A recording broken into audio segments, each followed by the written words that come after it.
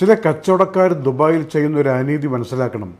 Al Maktoum airport ഉടൻ തന്നെ പ്രവൃത്തിയിലാവും, Al Maktoum airport ഉടൻ തന്നെ റെഡിയാകും, അത് ലോകത്തിലെ ഏറ്റവും വലിയ എയർപോർട്ടാകാൻ പോകുന്നു എന്ന് പറഞ്ഞപ്പോൾ ദുബായ് സൗത്ത് എന്ന് പറയുന്ന ഈ മക്തൂം എയർപോർട്ട് ഇരിക്കുന്ന സ്ഥലമുണ്ടല്ലോ, DWC ഇരിക്കുന്ന പ്രദേശം, അതിൻ്റെ ചുറ്റുവട്ടത്തുള്ള നേരത്തെ ഏതെല്ലാം പ്രോപ്പർട്ടി വിൽക്കാമെന്ന് പറഞ്ഞിരുന്നോ അവരെല്ലാവരും കുറഞ്ഞത് 25% കണ്ട് പെട്ടെന്ന് വില വർദ്ധിപ്പിക്കുകയാണ്.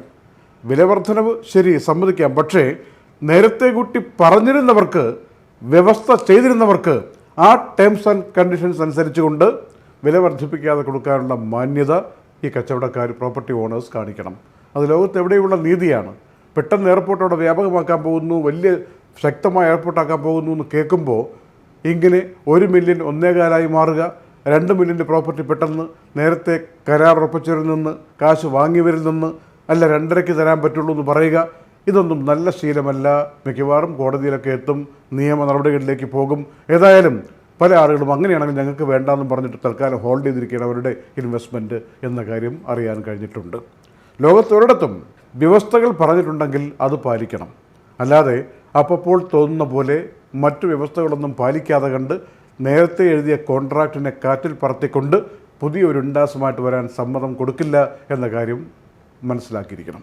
ഏതായാലും ജൂൺ 3 മുതൽ അബുദാബി ബിഗ് ടിക്കറ്റ് വീണ്ടും ആ മത്സരം, ആ ഡ്രോ വരാൻ പോകുമ്പോൾ എല്ലാവരും ചോദിക്കുന്നുണ്ട്, എമിറേറ്റ്സ് ഡ്രോയും മഹസൂസും അങ്ങനെ പലതുമുണ്ടല്ലോ, അതൊക്കെ വരുമോ? അക്കാര്യത്തിൽ ഇന്ന് ഇത് പറയുന്ന മെയ് 9-ാം തീയതി ഉച്ച കഴിയുമ്പോഴും വ്യക്തമായൊരു ധാരണ ഉണ്ടായിട്ടില്ല. ഒരു സിംഗിൾ ലോട്ടറി മാത്രമേ UAE ഉണ്ടാവുകയുള്ളൂ. അതോ ഒരു അതോറിറ്റി നേരത്തെ പറഞ്ഞുണ്ടാക്കിയിട്ടുണ്ടല്ലോ, അതിൻ്റെ കീഴിൽ പല ആളുകൾക്ക് അതിനുള്ള പെർമിഷൻ കൊടുക്കുമോ? എല്ലാവരും നോക്കിയിരിക്കുകയാണ്. വരും ദിവസങ്ങളിൽ കൃത്യമായിട്ടുള്ള മറുപടി ഇതിൽ പ്രതീക്ഷിക്കാൻ സാധ്യതയുണ്ട്. ഇന്ന് മരണമടഞ്ഞ Sheikh Hazza bin Sultan bin Zayed Al Nahyan, അദ്ദേഹത്തിൻ്റെ മൃതദേഹം ഇന്ന് അബുദാബിയിൽ ബത്തീൻ ഖബർസ്ഥാനിൽ മറവ് ചെയ്തു. പ്രസിഡൻഷ്യൽ കോർട്ട് ദുഃഖം അറിയിച്ചിട്ടുണ്ട്. അദ്ദേഹം UAEയുടെ രാഷ്ട്രപിതാവ് ഷേഖ് സായിദിൻ്റെ മകൻ ഷേഖ് സുൽത്താൻ അദ്ദേഹത്തിൻ്റെ മകനാണ്. 30-32 വയസ്സ് പ്രായം എന്നാണ് അറിയാൻ കഴിഞ്ഞിരിക്കുന്നത്. മരണകാരണം എന്താണെന്ന് വ്യക്തമാക്കിയിട്ടില്ല. അബുദാബിയുടെ സ്വന്തം എത്തിഹാദ് എയർവേസ് ഈ ആദ്യത്തെ ക്വാർട്ടറിൽ മാത്രം ഉണ്ടാക്കിയ ലാഭം 500 മില്യൺ ദിർഹത്തിന് മുകളിലാണ്. ലാഭമാണ്, അല്ലാതെ വിറ്റുവരവൊന്നുമല്ല. നമ്മുടെ ജീവനക്കാർ സിക്ക് ലീവ് എടുത്ത് പെട്ടെന്ന് 30 പേര് ഒന്നിച്ച് സിക്ക് ലീവ്, വയറിളക്കം വരെയാണ്, ഛർദി വരെയാണ്, ഒന്നിച്ച് ഒരേപോലെ 30 പേർക്ക്, പല സംസ്ഥാനങ്ങളിൽ കഴിയുന്നവർക്ക് പെട്ടെന്ന് ഇങ്ങനെയുള്ള അസുഖം വന്നിട്ട് സിക്ക് ലീവ് എടുക്കുന്നു. ആളുകൾ 3000 ആളുകളെ പെട്ടെന്ന് പെരുവഴിയിലാക്കുന്നു. 2500 സർവീസുകൾ നടത്തുന്ന, ഒരാഴ്ച നടത്തുന്ന വിമാന കമ്പനിയാണിത്, ഉത്തരവാദിത്വമുള്ള കമ്പനിയാണിത്. എന്നിട്ട് പെട്ടെന്ന് ഏതായാലും ആ ജീവനക്കാരെ പിരിച്ചുവിടാൻ തീരുമാനിച്ചു എന്നുള്ള കാര്യം ഇന്ന് രാവിലെ എയർ ഇന്ത്യ മാനേജ്മെൻറ്റ് അറിയിച്ചിട്ടുണ്ട്. പക്ഷേ ആളുകൾക്ക് സംഭവിച്ചിരിക്കുന്ന നഷ്ടം റീഫണ്ട് കൊടുത്തത് കൊണ്ടോ വേറൊരു ദിവസത്തേക്ക് മാറ്റിത്തരാമെന്ന് പറഞ്ഞതുകൊണ്ടോ തീരുന്നതല്ല. എന്തെല്ലാം പ്രതീക്ഷകളുമായിട്ടാണ് എയർപോർട്ടിൽ ഓരോരുത്തർ എത്തുന്നത്. നാട്ടിൽ ഇവിടെ നിന്നാണെങ്കിൽ നാട്ടിൽ പോകാൻ വേണ്ടി അസുഖങ്ങൾ, ബന്ധുക്കൾക്ക് അസുഖം, മരണവാർത്തകൾ, ഇങ്ങനെ പലതുമായിട്ട് പോകുന്നവരല്ലേ, ചടങ്ങുകൾക്ക് പോകുന്നവരല്ലേ, കോടതി ആവശ്യങ്ങൾക്ക് പോകുന്നവരല്ലേ. എല്ലാവരും ഇങ്ങനെ ഒരു കാര്യത്തിനും അല്ലാതെ യാത്ര ചെയ്യുമോ? അപ്പോൾ ഇതൊക്കെ മനസ്സിലാക്കിയിട്ടൊരു മനുഷ്യപ്പറ്റ് വേണം ജീവനക്കാരായാൽ എന്ന് ലോകത്തെ കൊണ്ട് പറയിപ്പിച്ചൊരു സംഭവമായി ഇത് മാറിയിരിക്കുകയാണ്. വെറുതെ അല്ല ലാഭമില്ലാതെ ഇങ്ങനെയാണെന്ന് ഓടുന്നത്. ആരൊക്കെ എന്തൊക്കെ ചെയ്തിട്ടും രക്ഷപ്പെടാത്തത് ഇങ്ങനെയുള്ള സമീപനം കൊണ്ടാണെന്ന് നമ്മൾ മനസ്സിലാക്കണം.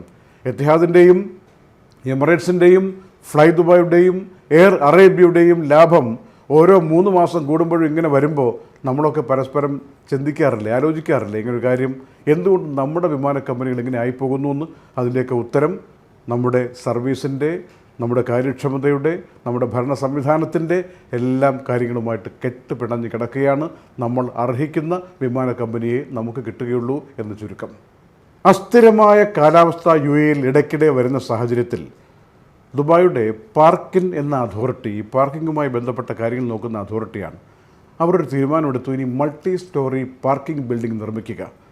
അത് നല്ലൊരു തീരുമാനമായി മാറുകയാണ്. അപ്പോൾ പരമാവധി വാഹനങ്ങൾക്ക് സുരക്ഷ ഉണ്ടാകും.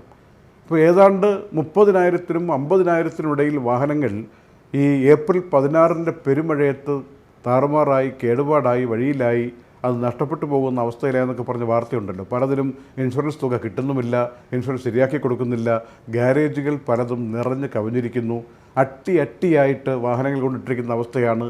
ഇതൊക്കെ വെച്ചുകൊണ്ടാണ് പാർക്കിൻ എന്ന അതോറിറ്റി അതിലൊരു മാറ്റമുണ്ടാകണമെന്ന് ആലോചിച്ചുകൊണ്ട് ഇങ്ങനെ മൾട്ടി സ്റ്റോറി ബിൽഡിങ്ങുകൾ ധാരാളം പാർക്കിങ്ങിന് വേണ്ടി ഉണ്ടാക്കാൻ തീരുമാനമെടുത്തിരിക്കുന്നത്.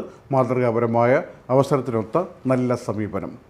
ദുബായ് വാർത്തയുടെ മെയ് 9 നൈറ്റ് അപ്ഡേറ്റ് സമാപിക്കുന്നു. നന്ദി.